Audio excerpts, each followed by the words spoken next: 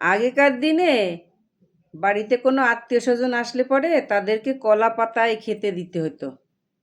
আগেকার সম্পর্কগুলো ছিল গাছে পাতার মতন সবুজ। তারপরে এলো মাটির পাত্রের ব্যবহার। সম্পর্কগুলি চলে এলো একদম মাটির কাছাকাছি।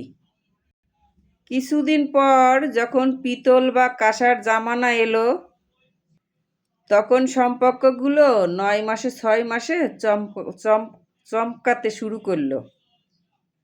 কিন্তু যেদিন থেকে মানুষ কাচের প্লেটে খাওয়া দাওয়া শুরু করেছে, ব্যবহার করা শুরু করেছে, সেদিন থেকেই অল্প আঘাতে মানুষের মন প্রাণ ভাঙাও শুরু করেছে।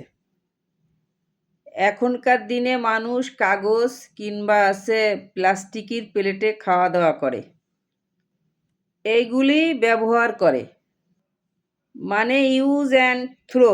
ব্যবহার করা হয়ে গেছে, খেয়ে দেই ফেলে দাও।